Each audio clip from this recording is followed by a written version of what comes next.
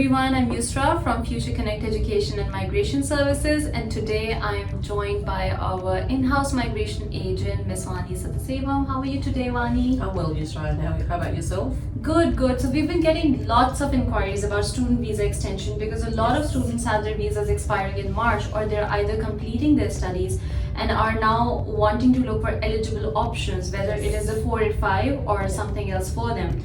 And we've been getting queries because a lot of students think that student visa is something, extension is something that is given to you like as an automated reply. However, the application is still a bit complex because you need to provide a lot of documents. So can you elaborate upon what sorts of documents are expected of students? Sure. So with student visa extensions, well, it's technically another student visa application. However, the requirements will be based on as to the stage the student is at in completing their studies. All right. So, and also the education provider, right? So it's basically different for every case, correct. right? That's exactly right. So depending on the individual circumstances, a student still may need to still provide evidence of financial capacity or even English language ability, right? Yeah. So it's always good to reach out to a professional to have a good understanding of the requirements before your current visa expires. Yeah. And I believe most students' visa will be expiring by 15th of March. Yeah. So it might be worth sitting down with somebody to understand what exactly might be the requirements. What I understand from this is that it is actually different from case to case. So it would always be better for a student to approach a professional to understand where they stand with their student visa extension, right? That's exactly right. So looking at individuals' course progression and also as to where they're studying is a major indicator as to what the requirements would be. So yes, you're right. Student visa application is dependent on individuals and their home country, etc. Right? So it's always good to sit down with a professional to have a good understanding of the requirements beforehand. So I believe a lot of the visas are expiring 15th of March. It is a good time to reach out to somebody if you're stuck or you don't know what the requirements are. Another question stemming from what you said, because a lot of students are actually confused on when should they be lodging their student visa extension. Yes. A lot of them want to wait until the last minute. Would that be a good idea?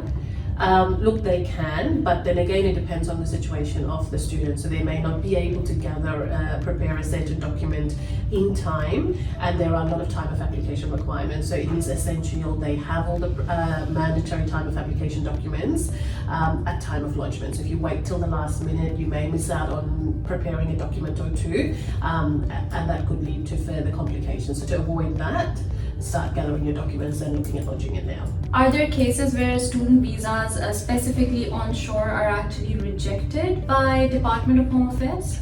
Yes, there always has been cases where students will reach out to you and say my visa has been refused, even though they've had one course or unit left. And usually circumstances like that are as a result because maybe a GTE statement wasn't submitted, even if it's just to finish off studies in Australia, or maybe they didn't provide evidence of financial capacity or one of the other requirements. So you need to be careful when lodging your visa. Yes. All right. A lot of students are also confused on the fact of whether or not they're eligible for the COVID exemption. With the given circumstances, every student wants to believe that they're eligible for the exemption because obviously they're struggling with so many things academically and also on their own. So if they're getting that exemption, why not? Yeah. Could you elaborate a little bit on who is exempted and then what do they need to do to ensure that this exemption goes through? Sure. So if you were granted a student visa whilst you're offshore during the pandemic time, so which is Feb 2020, after that, and you weren't able to travel into Australia because of travel restrictions and you had to or didn't actually start your course until later, so if you fall within that cohort, you'll be eligible for a fee waiver exemption. Or you've arrived here and you've had to reduce your study load because of the restrictions as a result of the pandemic. Okay, so given those circumstances, your provider actually will need to confirm that yes, these are the reasons for your delays in you finishing your studies, and will need to complete the relevant forms, so you can then obviously successfully gain that fee waiver. If the provider doesn't agree to it, then that also can lead to further complications. So again, that's something that you need to sit down to understand the reasonings behind it. a lot of students were actually commencing their studies from back home rather than onshore because of these COVID restrictions. Yes. Is that to impact them in any way in getting their 485? Because you need to be onshore for a certain amount of time for you to avail the 485. Correct. No, so if your studies were impacted as a result of the pandemic and you were stuck offshore and you started studying online, that study will be counted towards you meeting your 485 criteria. So that's not an issue. You just need to be mindful of your visa grant date and whether it fits within the exception period.